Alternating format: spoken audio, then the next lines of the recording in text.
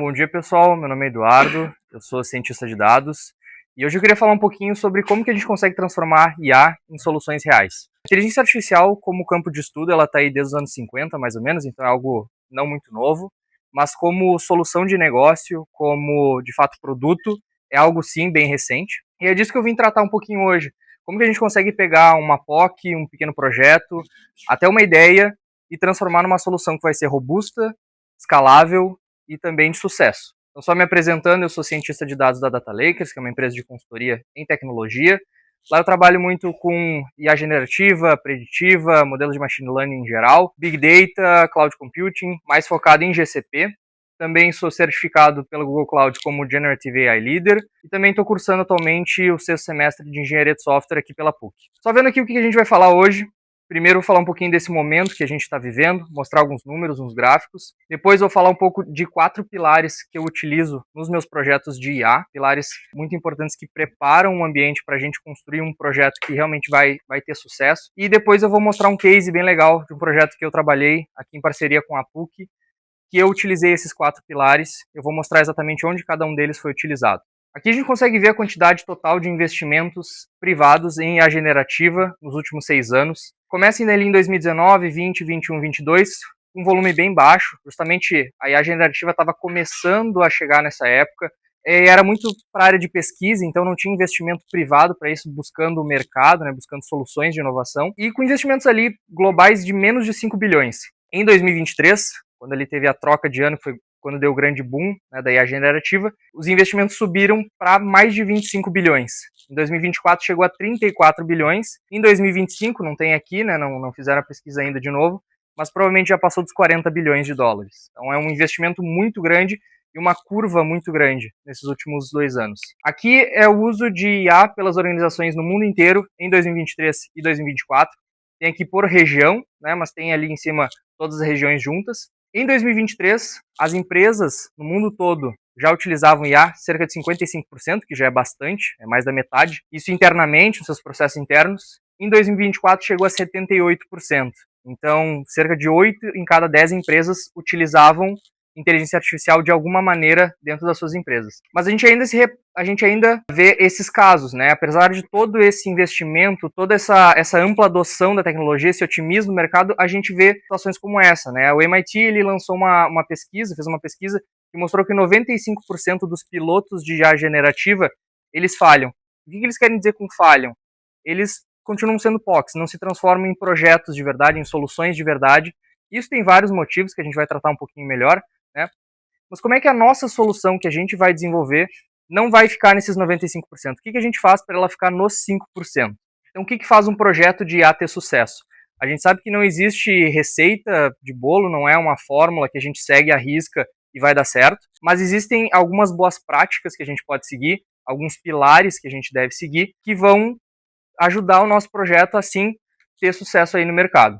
Esses são os 4 pilares, tá? O primeiro pilar é negócio, o segundo é dados, o terceiro é tecnologia e o quarto é pessoas. Esses pilares sozinhos, eles não fazem muita coisa, a gente não consegue ter um ambiente próprio sem um deles, sem 2 deles, mas todos eles juntos preparam bem o terreno para a gente construir a nossa solução de IA. Não só de IA, mas soluções de tecnologia em geral. Então eu vou falar melhor cada um desses pilares agora. Primeiro pilar de negócio, tá? A gente precisa começar de fato pelo problema e não pela tecnologia. A gente vê muitos projetos de IA começando pela tecnologia, uma tecnologia que está hypada, né? Está tendo muita atenção, e eles de fato conseguem, né, ter essa atenção, ter esse investimento, mas depois que esse hype passa, depois que a tecnologia deixa de ser algo inovador, perdem esse foco, perdem de fato a solução, né? Não se torna mais uma solução. Outro ponto é definição de sucesso, é ter indicadores de performance, que a gente chama de KPIs. Então eu quero diminuir em 20% o tempo de produção, ou eu quero aumentar em 30% a quantidade produzida do meu produto. Né? Ter essa meta desde o começo para entender de fato se a minha solução está ou não atendendo aquilo que eu busco com ela.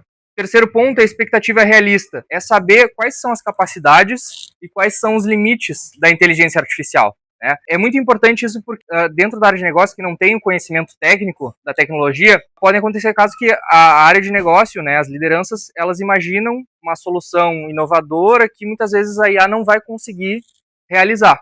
Tá? E o quarto ponto, que é o alinhamento estratégico, é garantir que a IA de fato ela vai contribuir para os objetivos maiores da empresa. É ter uma solução que ela vai caminhar junto com a tua empresa e vai contribuir, sim, para esses objetivos. Passando o pilar de dados, que aqui é muito importante também, porque sem dados a gente não tem IA, sem IA a gente não tem a nossa solução. Aqui é importante que a gente tenha dados limpos, consistentes, acessíveis e confiáveis, tá? Isso é essencial, seja para treinar um modelo de machine learning, ou para ter um modelo, uma LLM, que vai acessar os nossos dados por RAG, vai consultar dados estruturados, não estruturados. Outro ponto, acesso unificado. As empresas, quando vão começar a desenvolver um projeto de IA, elas vão direto nos dados, vão ver o que eles têm de dados disponíveis e percebem que tudo está quebrado em silos, né? Dados em diferentes sistemas, diferentes formatos, que não se conversam, né? Diferentes semânticas. E é muito importante que a gente quebre esses silos para integrar essas fontes, esses diferentes sistemas, para ter uma visão 360 do negócio e poder alimentar a IA com esses dados. Segurança também muito importante. Quando a gente fala de dados, a gente fala de LGPD, que é a Lei Geral de Proteção de Dados. A gente tem que estar de acordo com essas leis. E também segurança no design da solução. O que tem de casos que a gente vê de LLMs que sofrem com prompt injection, né, que é um ataque de injeção de prompt, e acabam vazando dados internos, acontece muito. Então a gente tem que ter esse cuidado ao desenvolver nossas soluções, com guardrails, enfim. Aqui eu trouxe uma imagem que mostra que os modelos de IA são tão bons quanto os seus dados. A gente tem dois fluxos aqui. O primeiro, a IA, ela foi treinada com dados limpos, né, consistentes, e no segundo fluxo ela foi treinada com dados ruidosos. Nesse primeiro fluxo, quando ela é treinada, o espaço latente, que é onde a inteligência artificial de fato aprende o conteúdo, vocês podem ver que ele é redondinho, ele não tem furos, ele é consistente, ou seja, a inteligência artificial ela tem o domínio daqueles dados. Tá? E na inferência, na etapa de inferência, quando ela vai fazer interpolação, ou seja, quando ela vai tentar predizer novos dados, ela consegue fazer isso, né? Ela acompanha aqui o círculo, porque ela tem esse domínio do que ela aprendeu. Nesse segundo fluxo, quando a gente tem dados ruidosos, a gente faz o treinamento do modelo, ele fica aqui com um formato estranho, ele não consegue ter o domínio daquilo que ele aprendeu, fica cheio de buracos, né? Então tem várias falhas, e ele também não consegue interpolar. E o pior de tudo é que quando a saída dela vai ser com ruído também. A entrada veio com ruído, a saída também vai ser com ruído. Terceiro pilar, que é o pilar da tecnologia, que é uma das últimas coisas que a gente deve pensar quando a gente está criando uma solução de inteligência artificial. Primeiro, pensar na tecnologia. Escolher a tecnologia adequada para a nossa solução. Normalmente, a tecnologia mais simples é a ideal. Por quê? Ela é mais fácil de manter e é mais fácil de se compreender. Tá? Outro ponto é a arquitetura para produção. Se a gente quer desenvolver uma solução que vai atender 10 mil, 100 mil, 1 milhão de pessoas, a gente tem que pensar nisso desde que a gente está montando a arquitetura, desde o começo. Tá? A gente tem que saber se a tecnologia que a gente escolheu, ela consegue escalar, consegue se comportar, performar bem em produção. Tá? Então ter isso em mente é muito importante. Outro ponto é o foco na integração. De nada adianta eu desenvolver uma solução de IA que ela não se comunica com meus processos, com meus fluxos internos da minha empresa. A melhor solução é aquela que se encaixa melhor no nosso dia a dia. Então, ter a integração com vários sistemas do nosso dia a dia é muito importante. E o último ponto é a viabilidade, né? A minha solução, de fato, ela é viável, eu consigo manter ela em produção, eu consigo ter essa manutenibilidade nela, se eu precisar fazer ajustes, correções, é fácil de fazer isso. E outro ponto é o custo-benefício. Às vezes a gente trabalha com a solução em laboratório, com poucos usuários, poucas chamadas de uma LLM, e ela tem um custo baixo. Aí, quando eu coloco em produção, o custo de manter ela é mais alto do que o benefício que eu vou estar tendo de ter ela em produção. De fato, o ônus se torna maior do que o bônus.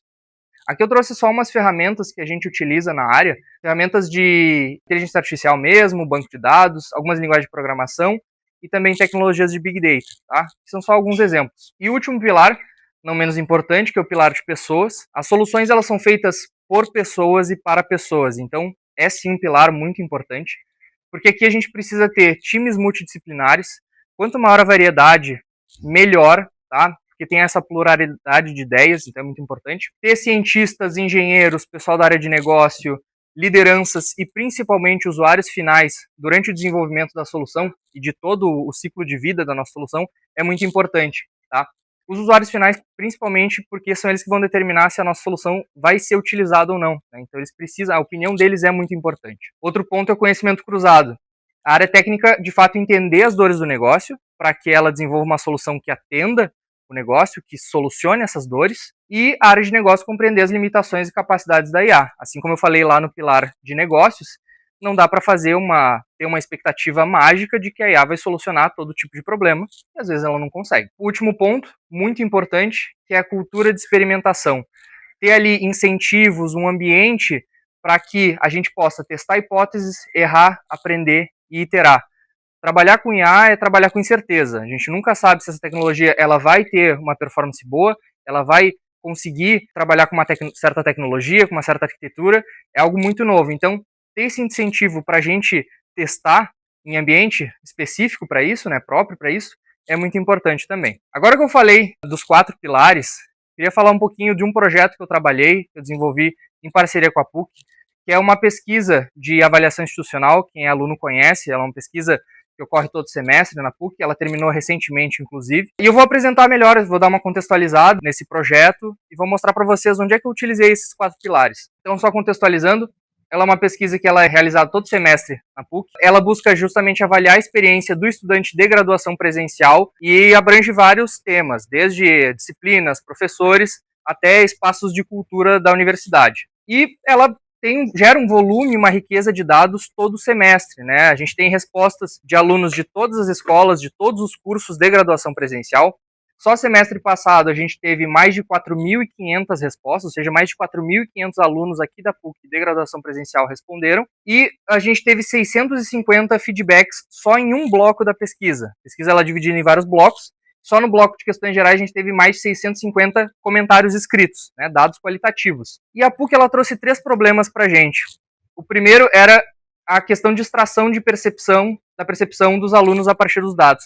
Eles não conseguiam extrair essa percepção porque eles só trabalhavam com os dados quantitativos, as questões objetivas. Os dados qualitativos eles não utilizavam. A gente sabe que dados quantitativos nos dizem o quê, né, mas os dados qualitativos nos dizem o porquê. Então era muito importante ter esses dados qualitativos integrados às análises que eles já faziam dos dados quantitativos. Outro ponto é a inviabilidade de análise manual. Dados do tipo quali, eles não seguem um padrão, eles são difíceis de catalogar, de agrupar, então era um outro problema.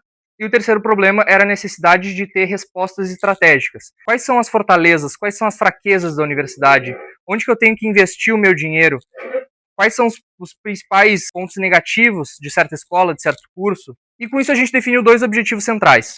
O primeiro era enriquecer os dados qualitativos para poder integrar as análises quantitativas que a gente já realizava. E o segundo era responder a uma pergunta da CPA, que é a Comissão Própria de Avaliação, que era quais variáveis mais impactam o NPS do curso. Todo o desenvolvimento desse projeto foi feito dentro do Databricks, que é uma plataforma justamente para análise e transformação de dados em grande escala, tá? E sobre dados estruturados. Ele funciona todo a partir de notebooks Python e tem várias bibliotecas já de Data Science e de Machine Learning prontas para a gente utilizar, que é perfeito. Baseado em PySpark, que é um framework para processamento e análise de dados em grandes volumes. Tem nativamente integração com diversas ferramentas de IA, então diversos endpoints, alguns modelos provisionados que a gente utilizou também, e tem o armazenamento e persistência de todos os resultados no Data Lake, que é um Delta Lake com operações S, né, que são operações atômicas, consistentes, isoladas e duráveis. De tecnologias que a gente utilizou em geral para desenvolvimento, foi Python com Spark, que é o PySpark. Para manipulação de dados tabulares, foi Pandas e NumPy. E para IA, Machine Learning, a gente utilizou o Scikit-learn, que foi construído um modelo de regressão logística, e o próprio Databricks, né, as próprias chamadas dos modelos internos do Databricks, que a gente utilizou Llama e Claude também. O que a gente entregou para a PUC, de fato? Uma pipeline completíssima, vou mostrar depois para vocês, tá? Que tinha categorização de respostas e análise de sentimentos por categoria. Então, o que acontece? Eu, como aluno, respondo a pesquisa. Lá no campo eu escrevo um comentário sobre professores, sobre infraestrutura e currículo. O meu comentário ele vai ser categorizado nesses 3 temas, utilizando IA generativa.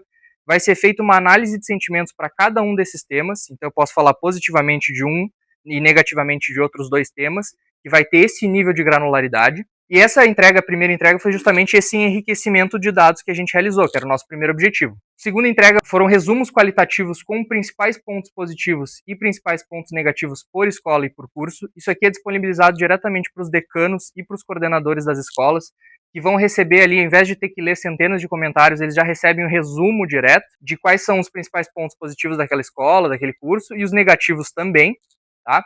E também trazendo questões como quais foram os temas mais abordados dentro da escola ou daquele curso. E também a entrega final, que foi um modelo de regressão logística para determinar as variáveis significativas para a NPS do curso, que era o nosso segundo objetivo, responder aquela pergunta da CPA. E esse modelo ele tinha verificação automática de ajuste aos dados.